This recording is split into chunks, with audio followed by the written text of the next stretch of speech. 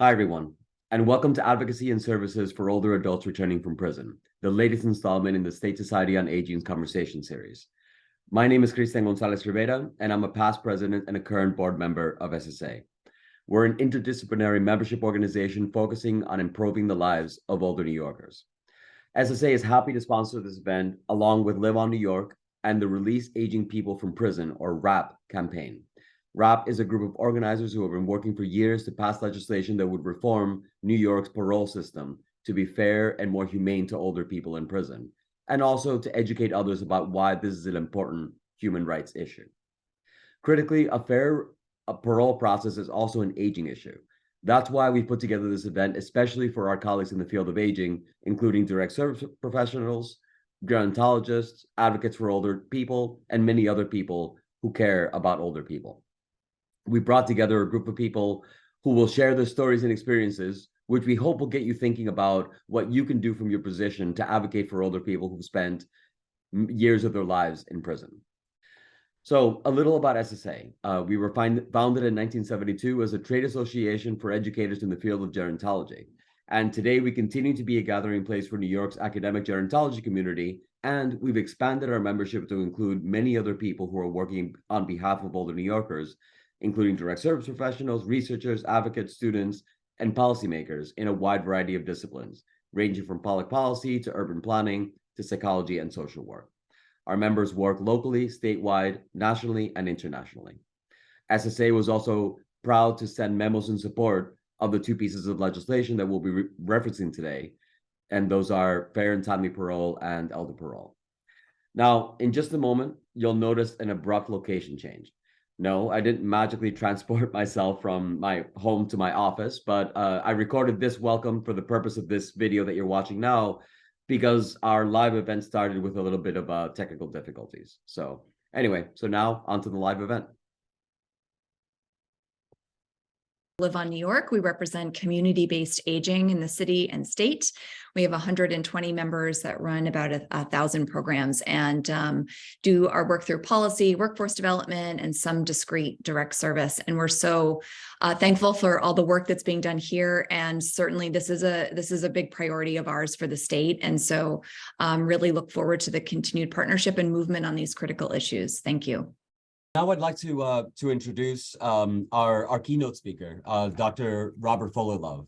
So he's the Associate Dean for Community and Minority Affairs and a professor of Clinical Sociomedical Sciences and co-director of the city's research group at Columbia. At Columbia's Mailman School of Social Work. Dr. Fullilove has authored numerous articles in the area of minority health, and he's also a National Associate of the National Academies of Science. He's also been teaching public health courses in 6 New York State prisons that are part of the Bard College Prison Initiative and serves as senior advisor to BPI's public health programs. And there's much more to his biography, but we'd love to hear from him now. And I'm good, not to worry. Here you are. I think more than anything else, I'm a jinx for any kind of presentation that involves technology. Let me apologize, because as far as I'm concerned, this happens to me way too often. I'm enough of a statistician to know that chance doesn't always explain this. So I hope in beginning, I can eliminate the jinx and get us starting on what I hope will be a really fruitful set of conversations about an issue that I think impacts all of us and our health in ways that we don't always understand. If you're here at this meeting, you've undoubtedly been bombed by the number of stats that we have released describing the importance of this problem. Let me just give you the 3 or 4 that have always impressed me. I have been working in the Department of Corrections doing public health teaching, as you heard, for 13 years. It is one of the ways in which I get to see firsthand the nature of the issues that we're discussing today. It's very clear to me that a substantial portion of the population in each of the 6 facilities that I teach in represent folk who are over the age of 50.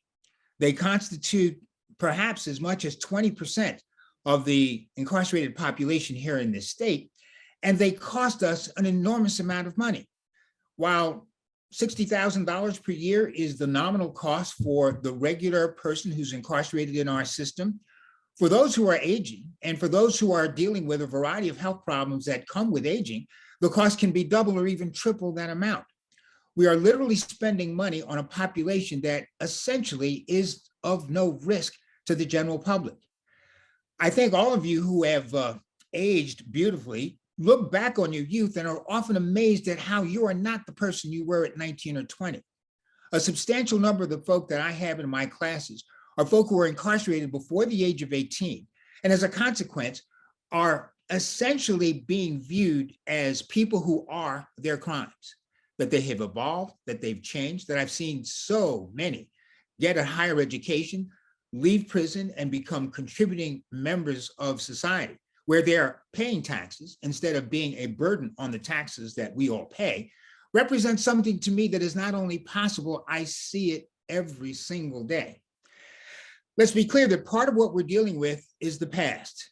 These are the consequences of having sentencing laws that kept a lot of people in prison for an extensive period of time for what would now be considered relatively minor offenses.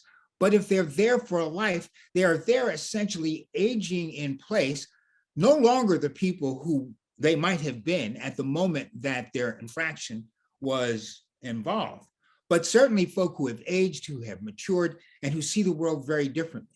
That they are a resource that is essential for the education of our young is something that I see every day. A substantial number of the public health projects that my students want to do involve working with you to make sure that young people are not engaged in the kinds of activities that got my students in so much difficulty.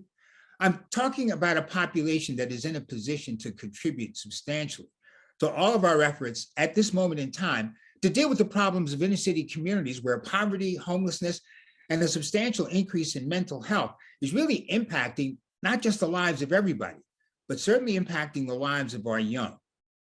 And if I may speak as a public health professional who's been heavily involved in the problems that have been created by COVID-19, I think many of you are aware of the fact that at the end of 2021, of the 100 congregate facilities in the United States that had the highest rates of COVID-19 infection, 90 of those facilities were facilities for incarceration.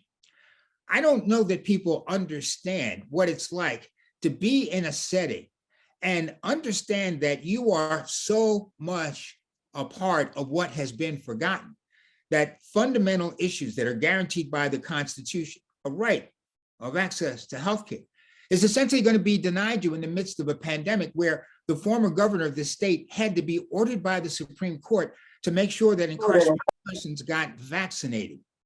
I think it's important also to understand that what we're describing is a situation where as a nation, we are being penny wise and pound foolish. We may be concerned with problems of security and safety and violence, but the idea that we are sending people to facilities where in the midst of a pandemic, a virus has an opportunity to grow, to mutate, to change, to develop variants, means that what we think we're doing in the service of our own safety is actually creating a risk for all of us.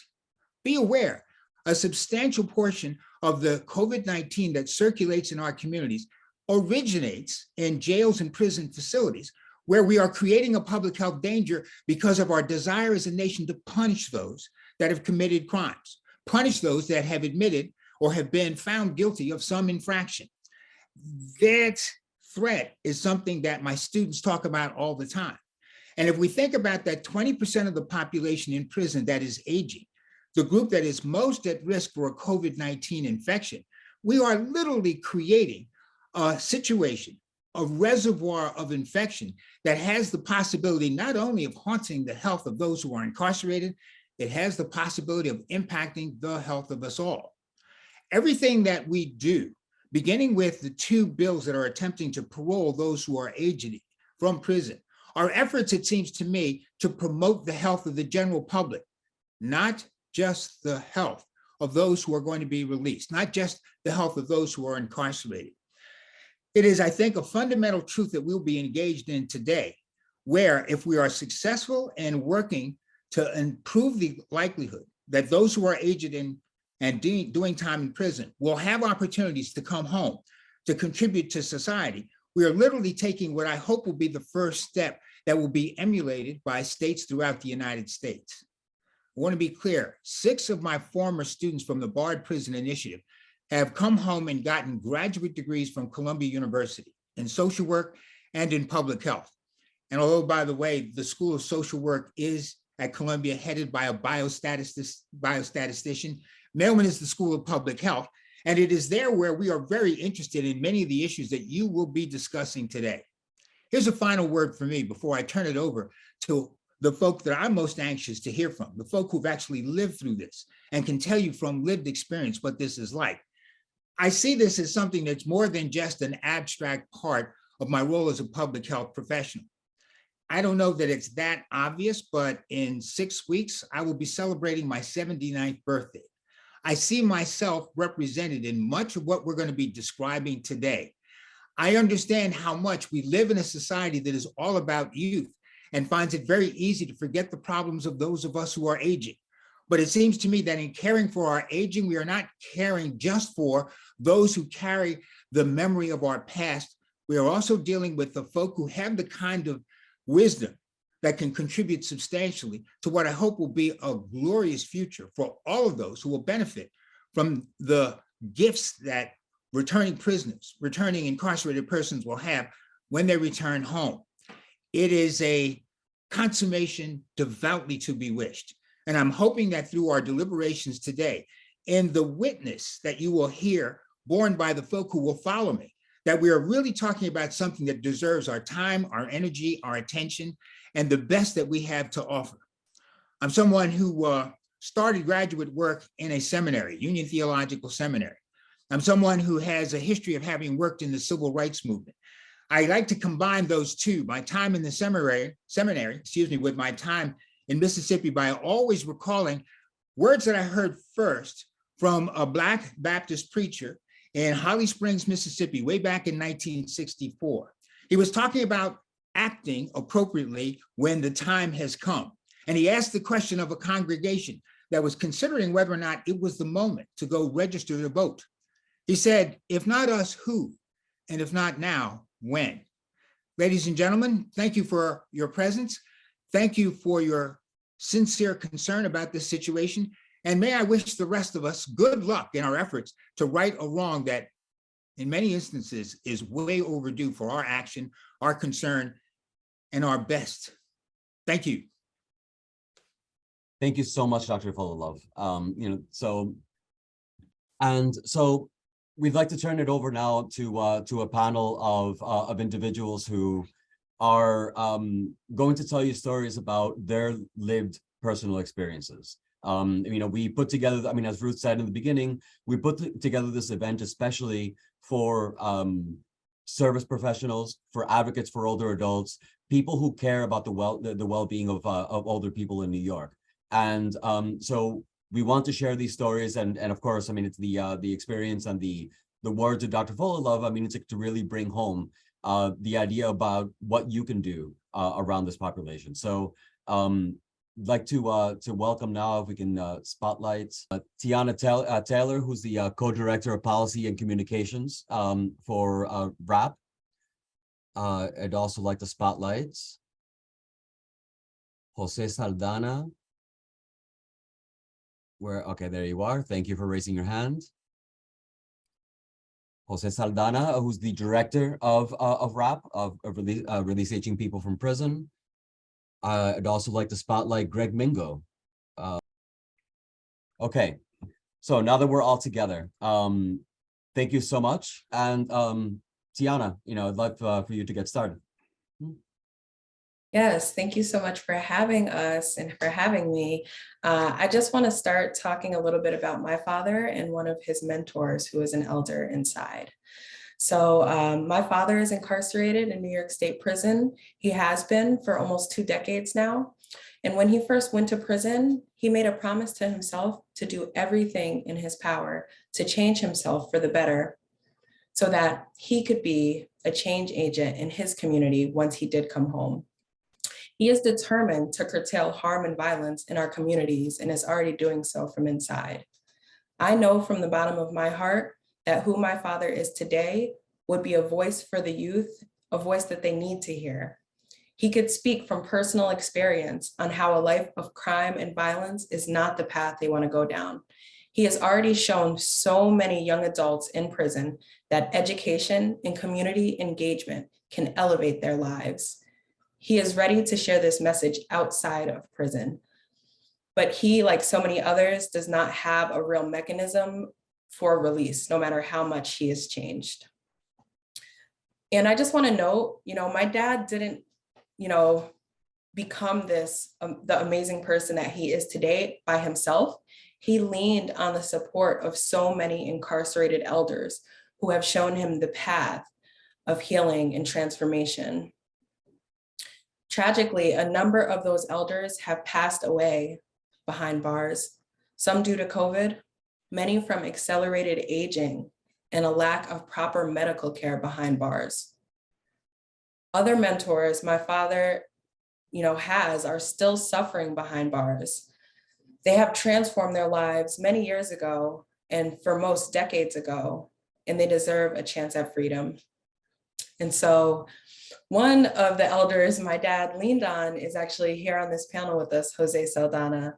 They were incarcerated together at Green Haven, and my father facilitated a victim awareness course that Jose also facilitated and just learned a lot from Jose as an elder.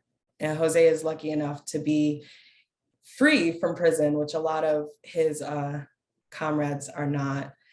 And another person who my father met at Green Haven, who was just like a beacon of light and learning, is an individual named Stanley Bellamy. And so I actually, we're in touch with Stanley Bellamy, and we have a recording directly from him, so you can hear from an outstanding incarcerated elder yourself. So if we could play that recording now, that would be great. My name is Stanley Bellamy. I am serving a 62.5 years to life sentence. In 1985, at the age of 23 years old, I was an immature youth who didn't value life, not even my own, and thus participated in a crime that caused the death of one young man and physical injury to another.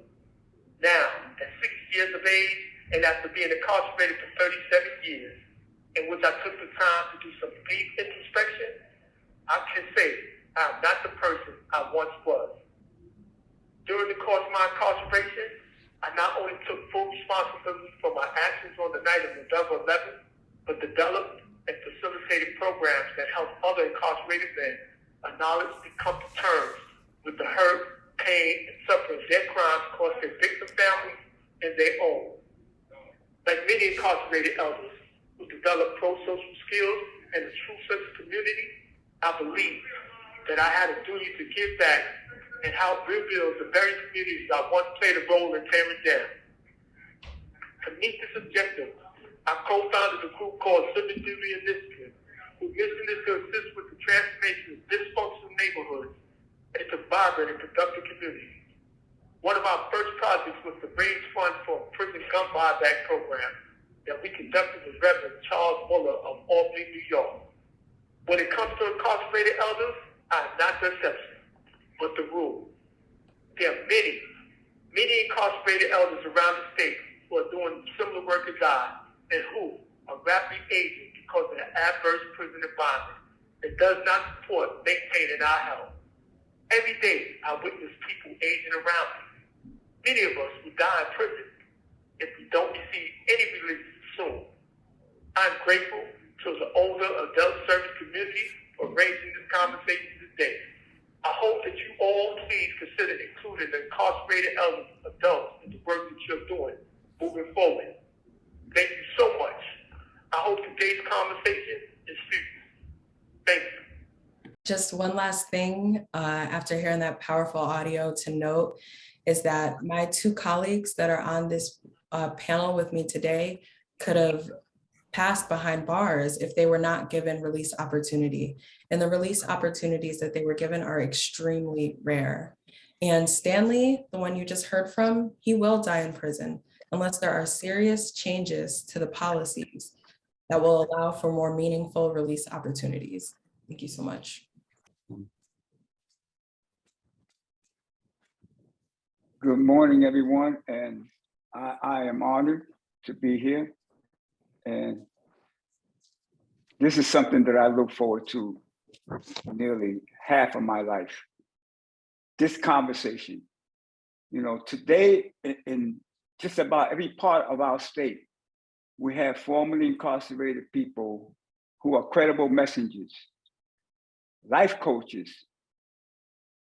educators, and people who just go in our communities to give and reach and give at-risk youth a vision of a future that does not involve illicit drug use, interpersonal violence, or gang violence.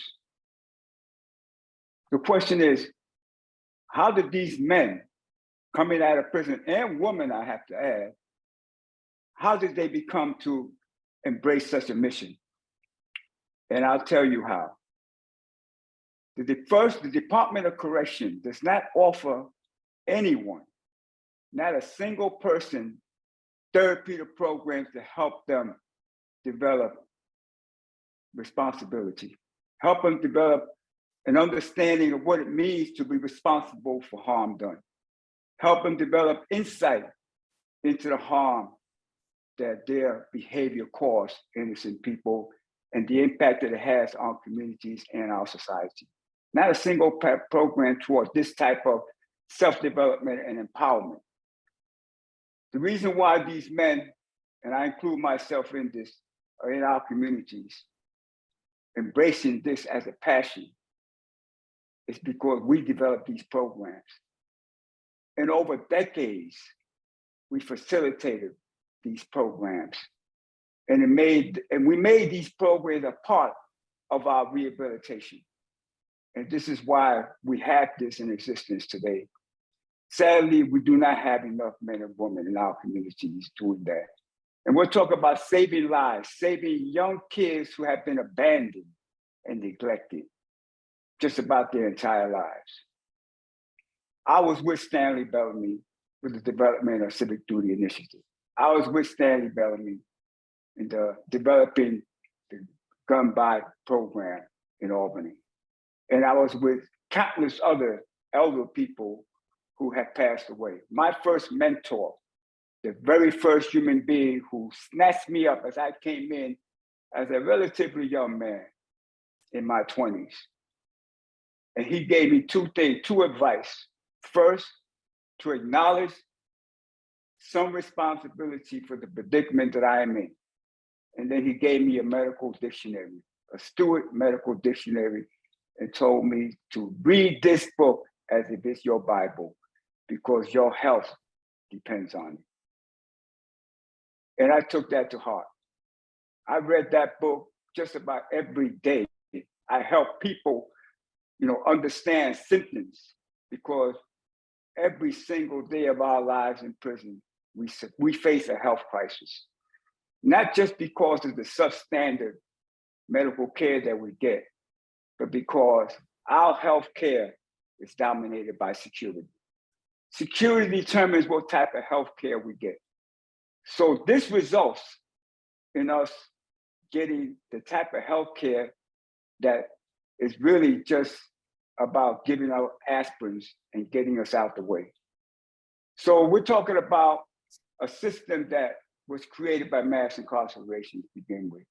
Longer prison sentences, little opportunity in the back end to get out. People just being warehoused in prison for years and decades, getting old, sick, and dying. And I don't think I need to convince anyone that the people dying in prison for lack of medical care are mostly Black and brown people. But what you may find alarming, because I find it alarming, is that the average age of death for us is 58 years old.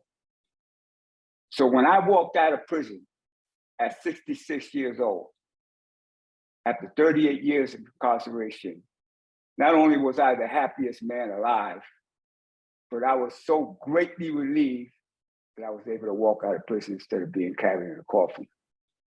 And that is a reality for us. I've watched, while I was preparing for the parole board and being denied over and over and over, men dying who I knew were just as capable as I was to be returned back to their families, never had the chance.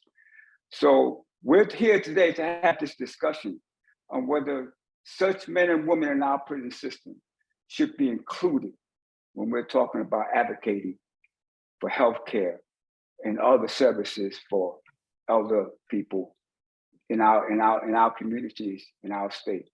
Whether we should also be thinking about the same care, same consideration for the elder people who are incarcerated, who have paid their dues, not just paid their dues, but actually help an entire generation of younger men in our prison system transform their lives. Unfortunately, most of these elders have already died, and those that are still there still face death by incarceration. So we're hoping that this conversation leads to advocacy and support for the two bills that we'll be talking about. The two bills that will transform a punitive system to one that values human transformation and redemption. Thank you.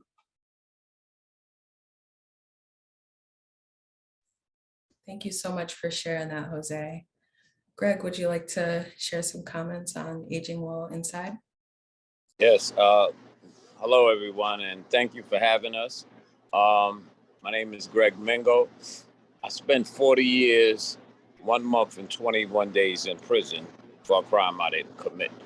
But besides that, had I made better choices in my life, had I had some guidance and direction, I probably wouldn't have found myself in this situation for that to occur. During that time I spent in prison, I can't even begin to tell you some of the horror stories about the medical health care that's inside. I remember a couple of years before I came home, I tore my Achilles and was diagnosed as a sprain.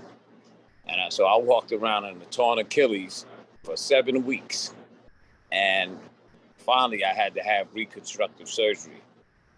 The medical care in there is just, it's horrendous, to say the least. And there's so many people in there that are dying. And in fact, the best day in prison is the last one, but it's followed by a question. What do you do with the rest of your life? That question got answered for me because 1 week before I was released, a friend of mine who came in when he was 16 years old, spent 45 years in prison. And he had no relief in sight. He wasn't eligible for parole. And he died. And it changed the trajectory of my life forever. And so it answers the question about what I will do with the rest of my life. And that's to advocate for those that I left behind. We talked about Stanley Bellamy. I know Stanley Bellamy personally. I've worked with him. He deserves a second chance, an opportunity to show who he is today, as opposed to who he might have been when the crime actually occurred. No, we have to do something. The only way we can do that is we need everybody to get on board. We need everybody's voice, everybody's time, everybody's effort. You know, that old ad, it goes back to that old adage, it takes a village to raise a child. Well, in this case, it takes a huge community to save the elders. I myself was an elder. Went in when I was 28 years old. And when I came out, I was 68 years old. And in fact, I'll be 70 in 2 weeks.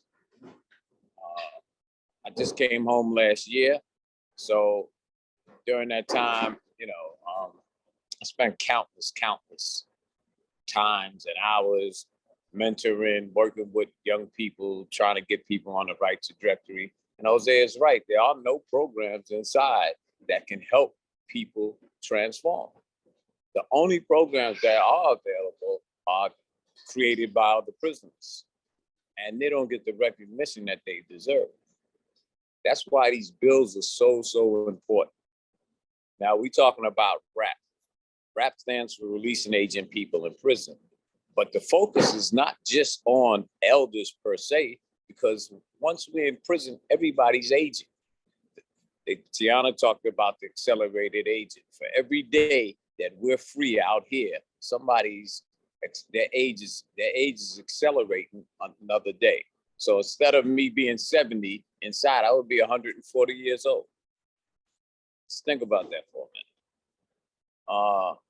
So we have to get these bills passed. The elder bill, the Fantani parole bill, and we also need to push for clemency. That's the only miracle left. If somebody like Stanley, in Stanley's situation, he's exhausted all his appeals, he's not eligible for parole, and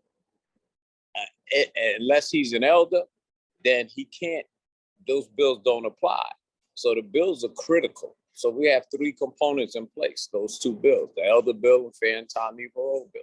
Otherwise, people are just gonna die in prison. Every 3 to 4 days, somebody dies inside. I stay in touch with a lot of people that's still inside, and I can't even begin to tell you the stories. I was in there when COVID hit. You're locked in a cell, you're confined to a cell, you're not coming out, and you're just stuck there. You don't have all the things you need, the necessities such as extra food, just stuff to keep yourself occupied. It was a nightmare. Then you have situations where people didn't want to report that they were sick because of what they had to go through. They would isolate you, take all your property, isolate you somewhere. You wouldn't have contact to access to the phone, to anything. And so nobody wants to suffer through those indignities. So no people wouldn't report that they were sick. And there was a number of deaths inside throughout New York State. New York State did absolutely nothing to address the COVID system for elders or for people who had major health issues. Unless you had 90 days to go home, you wasn't even being considered for release during COVID. So the situation right now is dire. It truly is. And our hope here today is that we can get everybody on board to get involved and to advocate for those that are left behind. You have a bunch of amazing people that are left behind, not just men, but women. People who have earned college degrees, people who have created programs, people who have transformed lives. I received clemency last year, as Tiana spoke about, but clemency is like finding literally a needle in a haystack.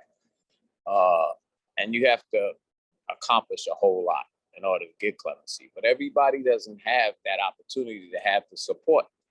So what happens? Are they left behind? I think not. And it's up to us to make sure that they aren't left behind.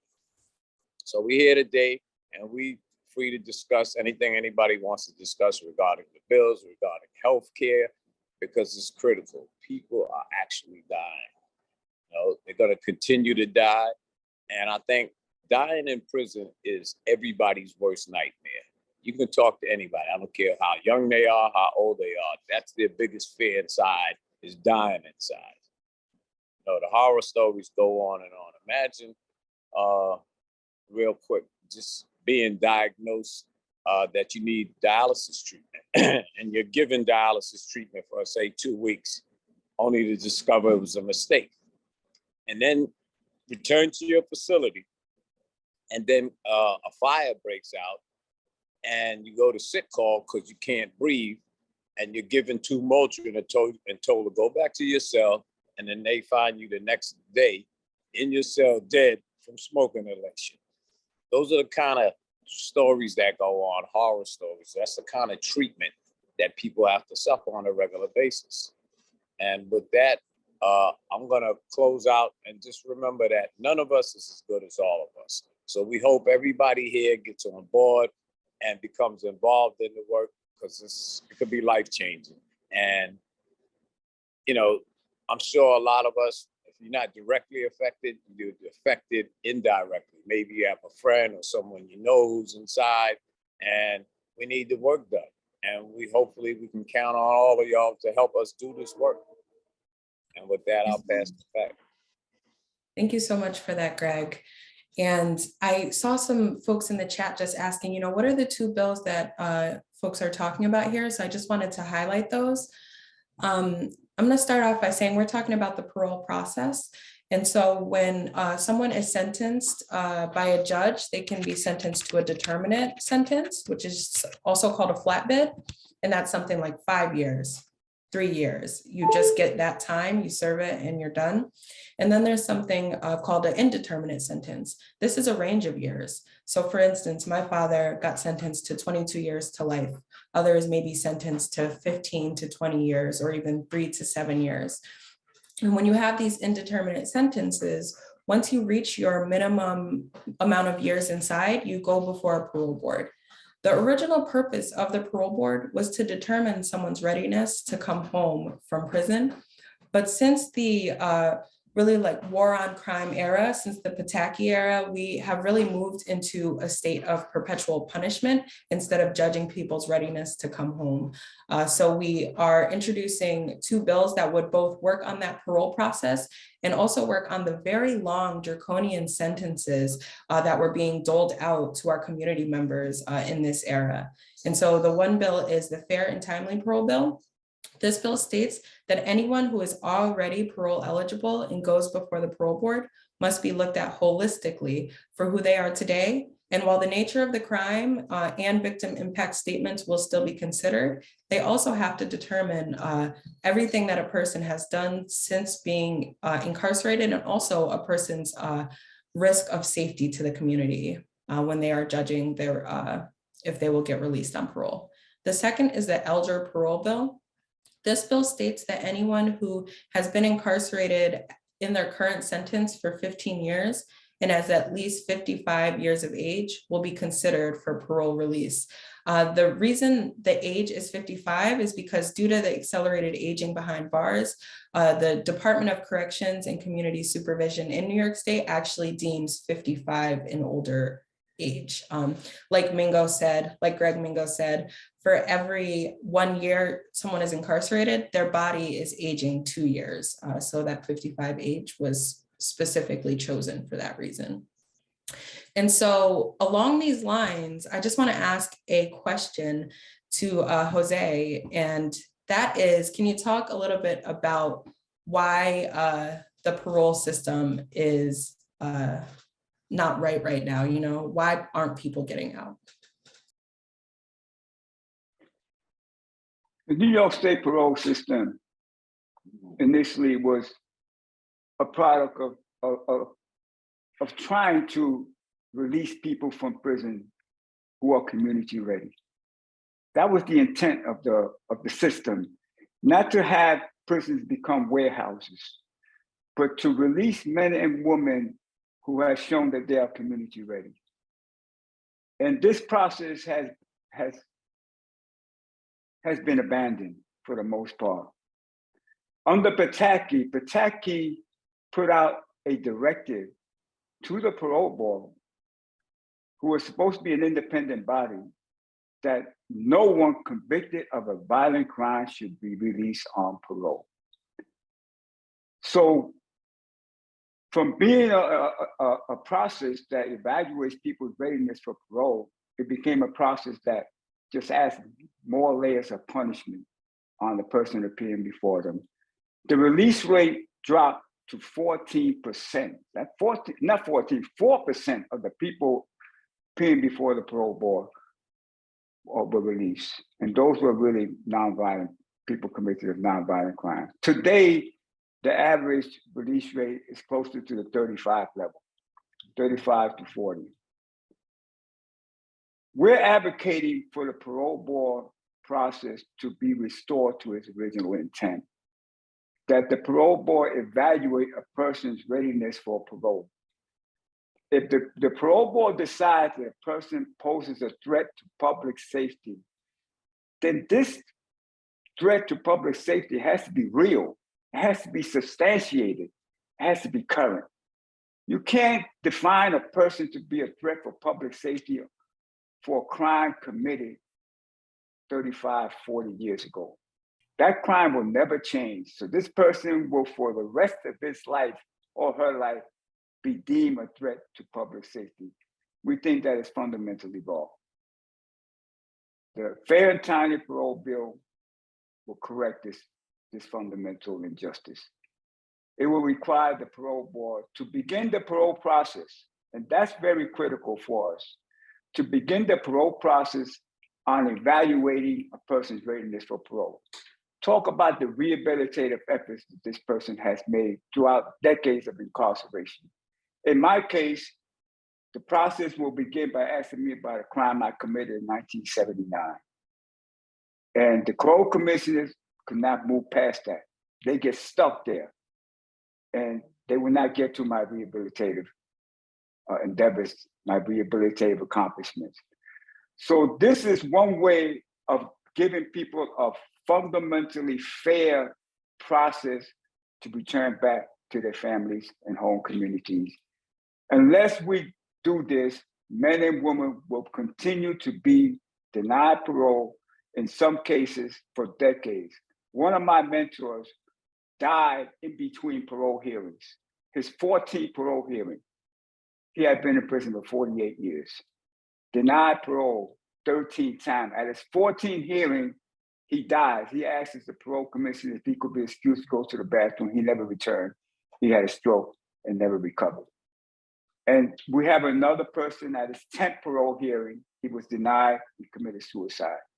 This is devastating on those who have, and I'm talking about people with the most extraordinary accomplishments. They're not being recognized by the parole board. The Fair and Timely bill will require them to actually recognize a person's rehabilitative endeavors that they have done in spite of the lack of rehabilitative programs in our prison system. Thank you so much for that, Jose. I think that really paints a picture of part of the problem when it comes to our elders not being released. And now I just want to ask both of you, if you could highlight, what have you been contributing in your community since you've been released from prison? And kind of to put it in another way, what are we losing by not releasing transformed individuals like yourselves from prison?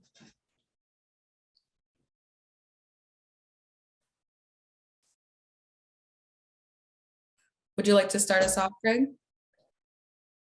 I was waiting on Greg. You're muted now. Sorry. Yeah, well, while I was inside, I don't like to toot my own horn, but while I was inside, I taught everything that you could imagine. I taught the law inside, I taught domestic violence, fatherhood, communication, and we developed and created a number of programs that would help everybody become rehabilitated, so to speak. But since I've been home, I'm working with RAP. I'm a Westchester community leader. I also work with Hudson Link for higher education in prison. I also do some work with CUNY Law School and dealing with the aspect of clemency. I go to high schools, I go to colleges and speak. One of the things that moved me, I went to a high school in the Bronx 2 weeks ago. And when I came home last night, I looked in the mailbox and there was an envelope. And inside the envelope, there was this card, a number of cards that these high school kids had wrote thanking me for coming in. And it just moved me in a way I hadn't been moved. I literally just sat down there and broke down and was crying. So that tells me the kind of impact that elders can have outside. We're talking about releasing people, not just because they're elders, but people who are transformed elders. We have a society right now that doesn't matter who they lock up. There's a man that's 85 years old that they sent to prison at 82 years of age for a nonviolent crime. And the only reason it was designated as a violent crime because that's how burglary is designated. And it doesn't matter whether any violence was involved or not, it's considered a violent felony offense. Who locks up people at the age of 82 years of age? This man has literally almost died in prison from COVID. He has pneumonia. He has a walker. He's not a threat to society in any shape, form, or fashion. So we're talking about bringing home people, as Jose mentioned, who are credible messages. I'm a credible messenger. Jose is a credible messenger. And everybody that comes home are credible messages. I received clemency. Out of all the people that CUNY Law School helped get out on clemency, now one has reoffended. Because we realize that how precious a lifetime is and how important it is not to squander any of it. So we out here today, we advocate for those that we left behind, because the way I see it, if we're not here on earth to help and uplift each other, then why do we exist as human beings? That's a question that we often ask ourselves, you know, why do we exist? We exist to help one another. There's no other reason on earth for us to exist. Just imagine a world by ourselves. So we exist to help and uplift each other. And so that's what we do. Thank you so much. Jose. Yeah, and I wanted to pass it to Jose to also answer that question.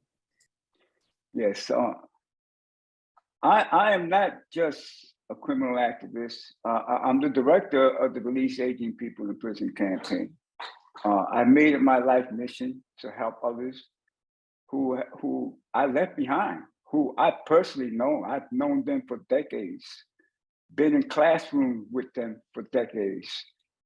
And I'm talking about men and women who perhaps are more deserving than me, have greater potential than me, and are much younger than me. They can do more in our communities for a longer period of time.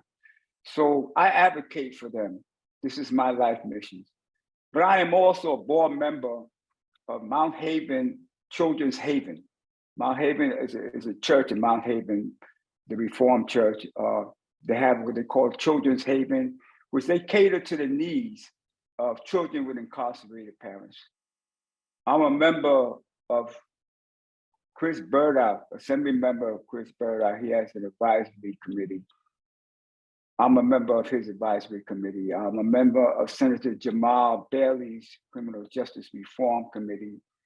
I'm involved in just about every aspect of my community because I have a mission to repair harm. I recognize that I had committed a violent crime in 1979.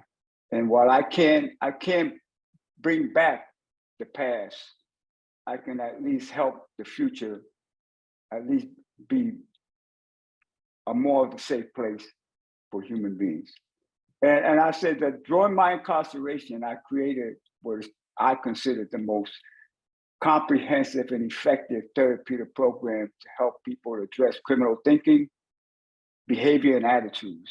This is an 18-week program that I helped develop along with two others, a gentleman by the name of Ronald Robinson, who today is the executive director of Brownsville Think Tank. You can Google that, Brownsville Think Tank, Ronald Robinson. He's a crisis specialist in Brownsville. He has helped and entire that whole Brownsville community, which was considered at one time the murder capital of New York. And there hasn't been a murder in a couple of years in Brownsville because of what he has accomplished there with his team of credible messengers. And another person who has also worked with me in developing this therapeutic program is now working for FedCap.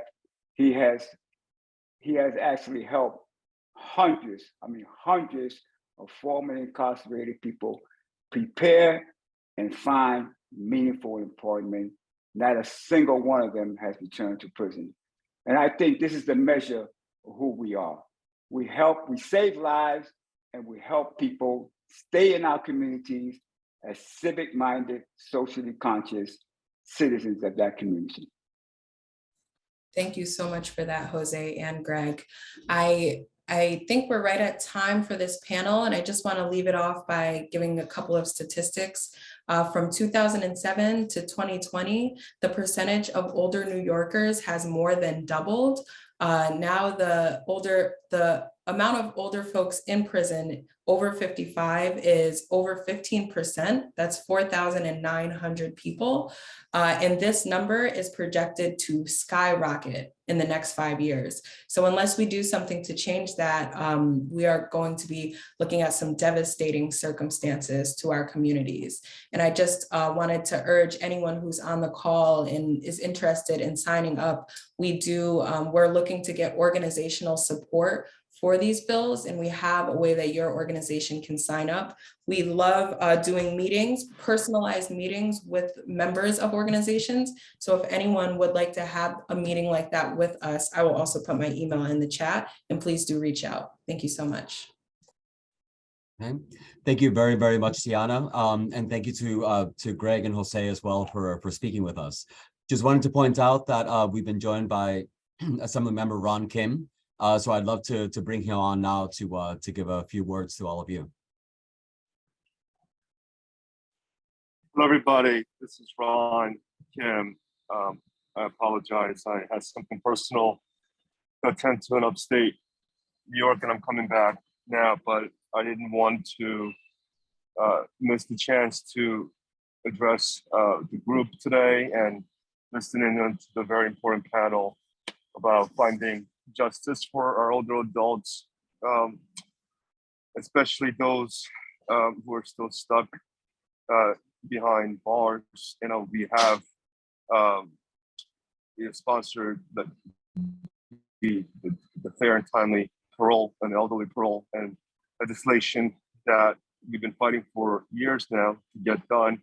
But as the previous speaker has indicated, we are at a full-blown crisis moment. And if we don't act now, we are literally committing institutionalized eldercide of older adults in these prisons. And it's inhumane, and it's not the right thing. And it's while many people are profiting from this broken system, extracting anywhere between $100,000 to $300,000 per human being. We all know that if you follow just the numbers, if we spend a fraction of that and truly build a compassionate and caring economy around taking care of those individuals, we would have a much better, not only better society, but a better economy. But that's not what's happening. And we often talk about fighting for a caring economy, but this is what it takes. These are the moments where we need to step up and build wider coalitions to get this done. So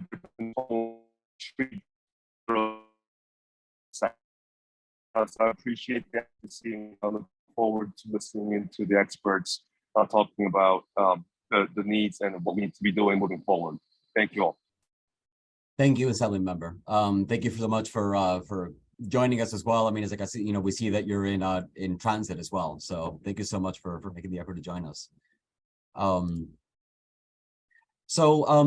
Wanted to bring out our next speakers. I mean, but first, I actually wanted to lift up something that Greg said that I really liked. I mean, it's like about, if we're not here to help each other, why do we exist? So those are some very, very powerful words. And I mean, that's actually a great place to sort of transition us to what we're going to talk about next. And just to set that up, I mean, Jose and Greg are two people who have been very productive while inside. I mean, and they told the stories of other people as well that they've known inside, some of whom were able to rejoin the community outside, and some who sadly were not. But these are people who have, while inside, have taken classes, got degrees, and importantly, I mean, as you heard, created the only programs available behind bars that truly help people transform their lives. They're giving an example of how to provide mutual aid and do organizing in some of the hardest circumstances. Yet, at the same time, the transition from prison back into community is a very difficult one. And this is why we brought all of you to this meeting. I mean, this is where your services and the advocacy that you provide in the aging community can be of help. I mean, so this is the point to start thinking, what is it that you do every day that could help with the stories that you're hearing today? So to help us think this through, we'd like to invite two people from the Osborne Association, and they'll introduce themselves. I mean, one is Wendell Walters. Can you please raise your hand so I can spotlight you? Okay, yeah, Wendell Walters, who's a policy advocate. Yes. And Laura Rohn, who's a program manager at the Osborne Association. So thank you so much for joining us. And so before you get started, actually, I mean, after we hear from you and the services that you provide, and to hear about some of the challenges that you're seeing with your clients. Just to let everyone know, I mean, it's like I'd like to open up the meeting for discussion, to hear from you, and of course, you know, to hear if there are people you already served. I mean, it's like who have had the experience with the carceral system. So, Laura and Wendell, the floor is yours. Thank you for joining us. Thank you so much, Christian, and good morning, still morning, to everybody who's joined us today. I'm from the Osborne Association, the Osborne Center for Justice Across Generations. I'm the manager for policy and advocacy with our group. I mean, I paused for a moment there before, you know, talking about where I'm from and my title, because just about every time I'm with my colleagues from the People's Campaign for Parole Justice, obviously the folks at RAP and many other organizations, I get inspired. I get motivated to press on with these issues and to get in front of the relevant policymakers and stakeholders and talk about this issue that is so important. And it's not just in New York State, not just New York City. The issue of aging inside is a national issue. People 50 plus years of age and older is the fastest growing demographic in prison in the United States. By 2030, it's estimated that 1/3 of all incarcerated people will be older, for 4,400% increase over a projected 50-year period. Yes, it's prevalent and unavoidable here in New York State, but it is indeed a national issue. Some further background information, and Tiana touched upon this, of course, but it's worth repeating. Due to mass incarceration, the numbers in New York State were insanely high in terms of in custody in state prisons. 77,000, the highest 77,000 people were incarcerated in New York State. Due to the efforts of people like on this call and many others combating mass incarceration, the number has been dramatically reduced to around 30,000, 31,000 people was the number I last had in my notes. However, the people who are, as I said, the increasing percentage of that 31,000 are people who are 50 years of age and older. That number has dramatically increased. That percentage has dramatically increased over the last 10 to 15 years, which is now, as Tiana said, again, worth mentioning again, now just about one in 4 people are 50 plus years of age and older. And, you know, we know the story, long sentences due to a different era, a different age, certainly a lot of it due to the age of Pataki. But again, a bit of a national issue. In a lot of our advocacy work that Laura and I do, we highlight this this Time magazine cover that was in big bold letters said, "Lock them up." And that was the attitude during that time. We've come to combat that issue by virtue of the reduction, certainly in New York State anyway, of the prison population. But what's left there, mostly left there, a growing percentage of who's left there, is folks who are just languishing there, who are advancing in age, who are facing healthcare issues, isolation, acute trauma, nutrition. I talk about food all the time and the lack of nutritional diet. And just, I mean, I've been previously incarcerated. The food is horrible. Imagine having that kind of diet for decades and decades, and it definitely plays a role in your health. And upon release, the recidivism rate for this group of individuals is dramatically lower than the folks who are not of that age. The numbers are at below 5%. Sometimes I've seen studies as low as 2%.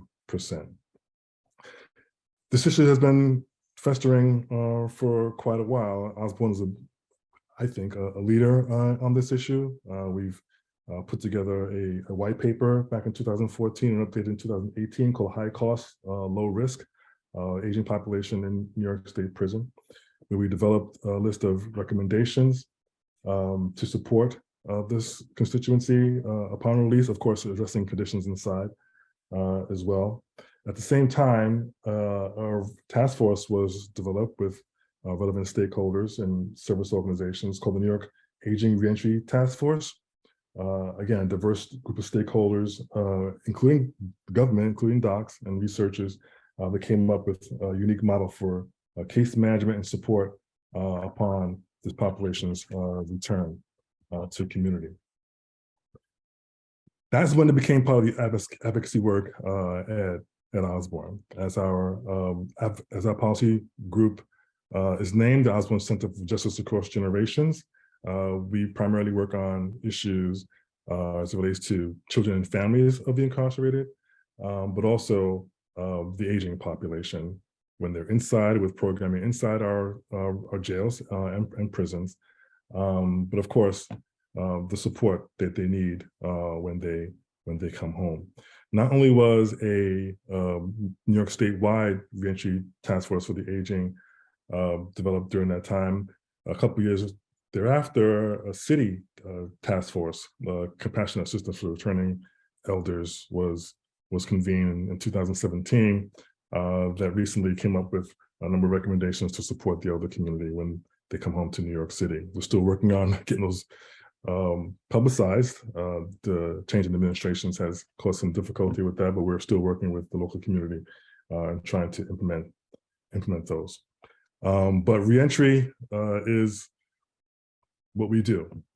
Aside from the advocacy, and my partner who works on these issues, Laura Roan, has headed up our Elder Reentry Initiative for a number of years and is our expert in this field.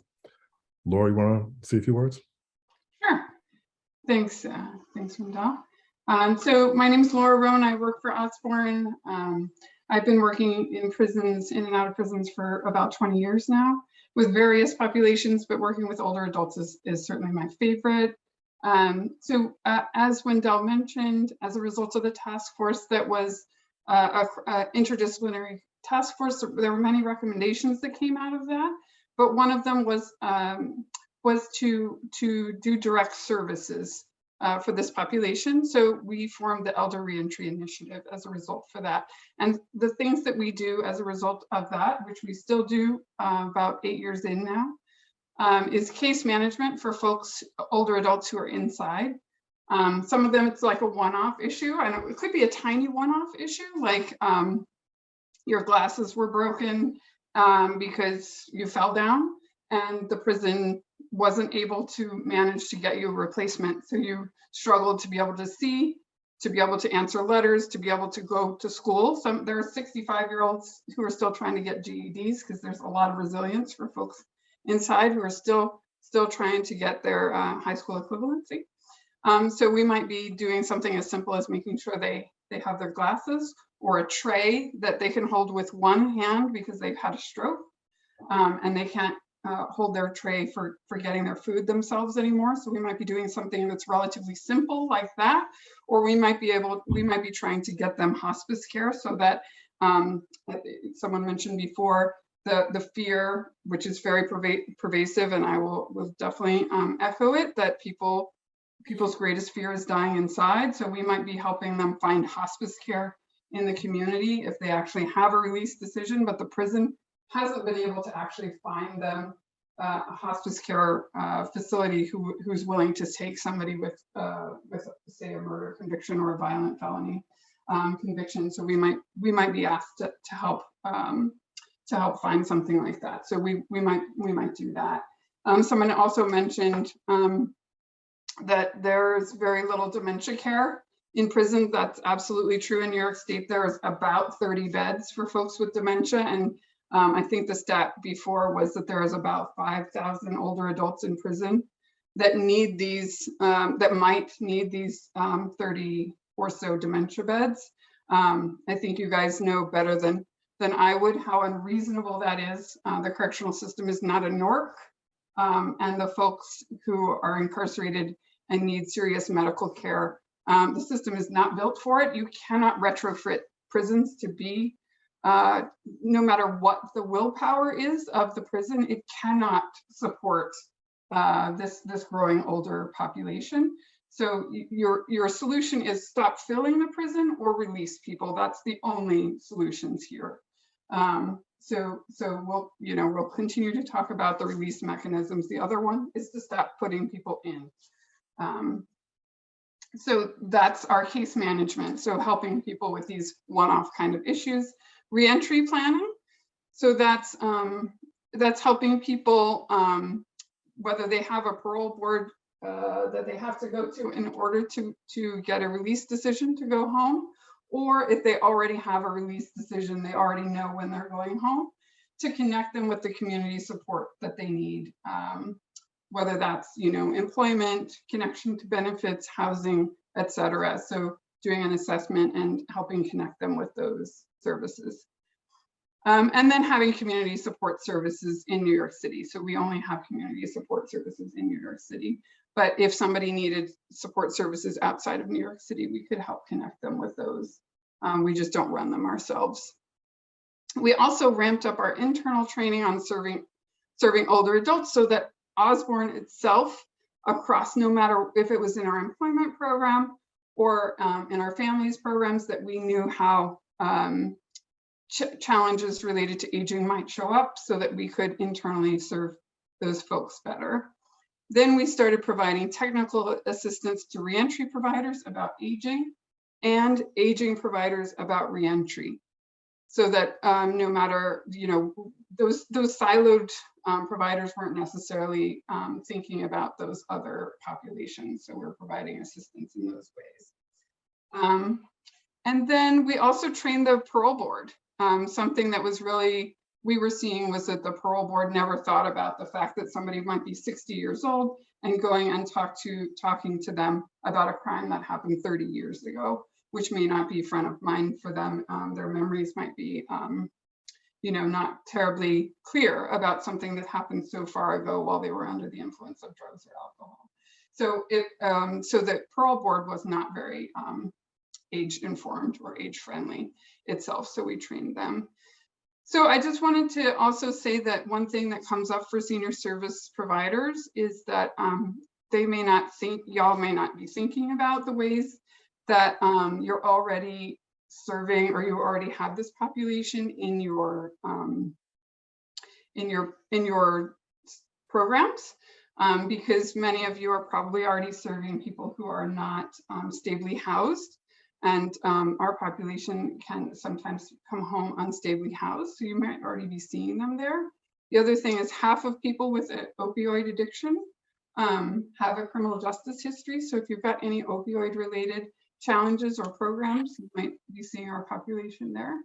The other thing is a diverse population. 1 in 9 African-American children, 1 in 28 Latinx children, and 1 in 57 white children has a parent who's incarcerated at some point in their lifetime. So you just keep your eyes out for that. And in New York State, there are 105,000 children with an incarcerated parent. And I bet you know who takes care, in many cases, of those children. It's grandparents. And so many of your grandparents who are raising grandchildren, maybe because of parental incarceration. So you just want to be thoughtful about the fact that you may be already serving this population. You just may not, they may just be not seeing you as an ally. And so it would be great for you to think about how you could show up as an ally for this population so that you could serve them in a fuller capacity, which we can talk more about how you could do that if there are any questions about how you could do that. So I'm just going to pass it back to Christian. Okay, Laura and Wendell, thank you very, very much. Thank you for, especially, it's like for detailing all those different challenges that can come up. Because, as you said, Laura, it's like chances are that there are many of you who are already serving people who have had a carceral experience. So it's important to keep, it's like keep in mind, what are those common challenges? It's like that you already are seeing in your work. So this is how you can be a very productive partner. So before we move into the discussion, I want to give Alan Cohen of JASA just a quick minute to a quick minute just to talk a little bit about the bills and why they're supporting it. So, Alan. Hi, good morning, everyone. I'm the Chief Program Officer at JASA in New York City. I wanted to thank everyone for coming today, and I hope that you found this program to be as valuable as I have. I wanted to speak as an aging services organization because last Wednesday, I had the honor of testifying before 2 committees of the New York State Senate to advocate in favor of both of these bills, the fair and timely and the elder parole bills. Why did JASA testify? It's really because of our values. As providers, we know that with our assistance, older adults will be vital contributors to their communities. Incarcerated older adults who have rehabilitated themselves also deserve this opportunity to contribute to their communities and experience positive aging. JASA wanted to stand up and say that this is an issue of justice and equity, and that we will be there to provide support once they have returned, whether it's through our chronic disease management programs, our health homes, our case management, or any of the other organizations, any of the other services like what Laura just mentioned, and the ones that I know that we all provide throughout the state. And this is really an extremely timely issue. Aging in prison has disastrous consequences like accelerated aging that Tiana and Wendell and others have mentioned each and every day. We have amazing examples of what leaders and community builders look like who have made it out. We don't want to lose the ones left behind for our communities. So we really ask you to consider what you can do individually or as agencies to support this work by ensuring that formerly incarcerated people know that you're prepared and ready to welcome them, that you've identified appropriate referral networks of services, that you consider hiring formerly incarcerated people of all ages, and that you find ways to support advocacy for these bills. So thank you. You'll be getting an email afterwards, and there's also information in the chat to promote advocacy. Okay, thank you, Alan. So yes, I mean, it's like, as Alan said, I mean, it's like you'll be getting an email with that information. And also importantly, we're going to, this is being recorded, so we'll be providing the recording as well. So you'll have a link to that. So I'd like to open it up now for anybody who has questions, for anybody here on the panel.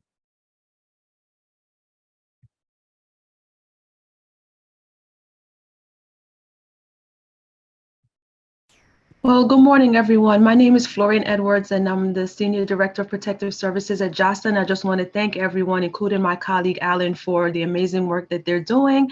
But I was curious when Jose was speaking about his ability to get released and the work that he was doing while incarcerated. And I was wondering if there are no real programs to help support people who are on the road to recovery, as they would say.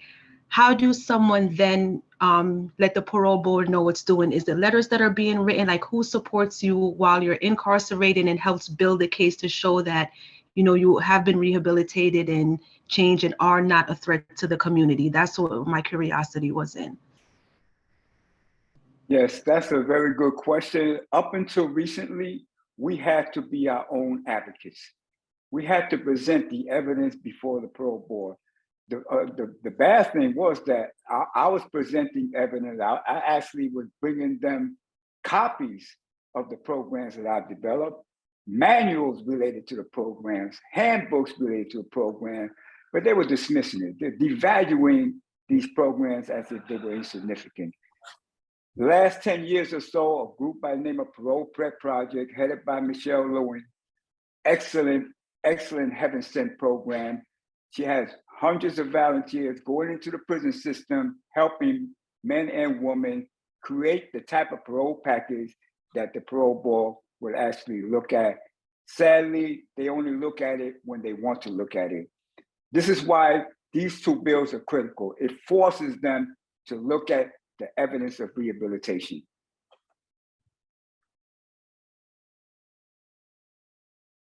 Okay, thank you, Florian.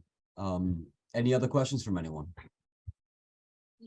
Yeah, hi, this is Ariel Besh, also from JASA. Thank you so much. What a powerful session. You know, just really a privilege to be part of it. We've also been privileged to be able to work with Osborne and the clients from Osborne in several capacities. One is providing chronic disease management programs and also helping with health homes, so care management services. And that also has been a pleasure. There's just such a hunger for information and amazing participation. And it made me think of, or actually I was sorry to hear about the lack of dementia care resources. And that's actually my question is, we work closely with the Center for Excellence at Montefiore, and I wonder, like, if what the opportunities might be to enhance that kind of care. If programs from the outside can go in and do things to expand the services, because what a frightening experience to go through without support.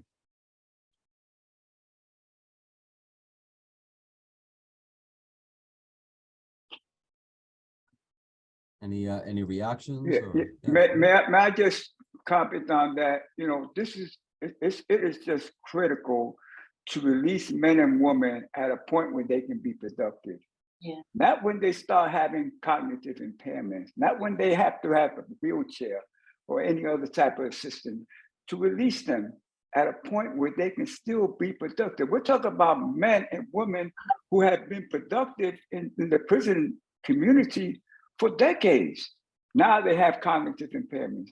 Now they have to be in a unit for people with dementia. And I tell you, I've known people who went there. I've known people who worked there.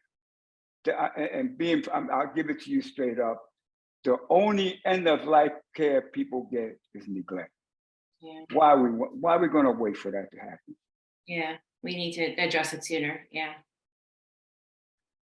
Hi, I'm Bill Dion with the Carter Burden Network in Manhattan. We work in aging services. And with the percentages that you're talking about, I'm wondering, somebody mentioned NORC, and I'm wondering, and Laura would probably know this best. It's nice to see you again, Laura. I'm wondering, has anyone applied for NORC funding? Because I think that would bring an awareness to this, formalized awareness to this, that could be very beneficial.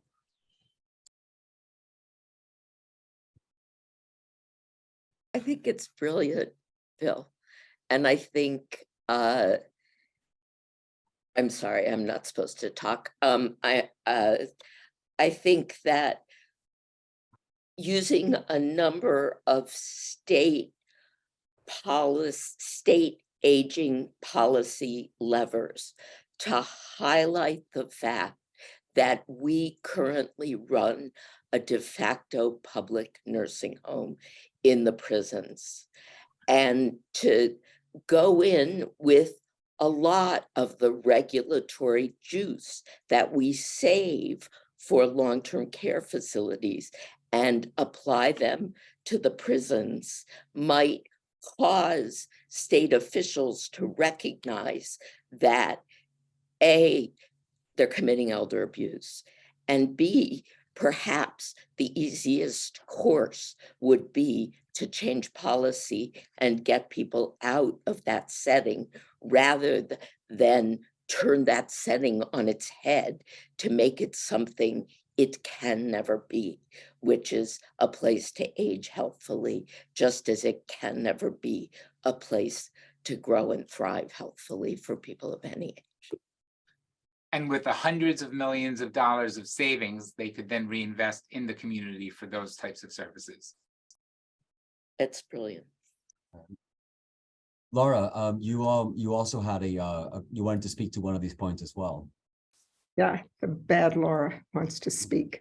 Hi, everyone. Laura Whitehorn, one of the co-founders of Release Aging People in Prison, and also served time in prison in the federal system. I wanted to speak to that question that Ariel had raised because during the pandemic, and I want to brag that Bob Fullilove is along with some other people on this call, is part of a public health advisory group that RAP has. They've been working with us for a few years. And during COVID, and when we were talking about when we finally succeeded in forcing docs to offer vaccination. And there was a lot of misunderstanding about vaccination inside. People didn't have information. Anyway, we talked about and tried to make some inquiries about getting the Department of Health to be able to administer vaccines instead of the docs' healthcare, which for good reason everyone distrusts. And we ran into something that I think is why what Ruth just said is so true about the only solution is to get people out, is that the prison system is, for a very good reason from their point of view, a closed society. They don't want anything. They wouldn't allow visiting if they could help it. I can't tell you how many times I've been, and RAP has been part of campaigns to try to get visiting restored after it was cut back. Now packages from home are being banned, every single thing. And I know that what someone said before about the contradiction, maybe it was you, Wendell, between healthcare and security is makes it absolutely impossible to make anything better in terms of healthcare. The pressure from the outside is really important because it's like, you know, you make a demand on the system that the system won't give, and it shows why there's such a problem. But I just think that what Assemblymember Kim said is really important, that and it's why we're so grateful to this community of service providers. And we so appreciate your support because you understand in a way that other people don't, that ignoring this population is like, you know, we would be a society that believes that elders should be sent off to die in isolation and pain. And so really appreciate this and want to make another pitch for people to get their organizations to sign on, along with many on this Zoom who are already signed on in support of the bills.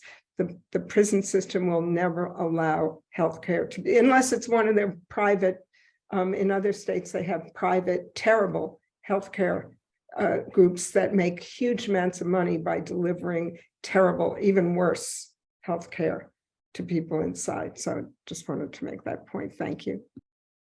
Laura, thank you so much for bringing that up. And that's actually a great sum up, a great place to close the discussion as well. So thank you to all of you who joined us. You know, we really appreciate this. We hope that you learned something. I mean, it's like we hope that, I mean, it's like you were touched by the stories that you heard here.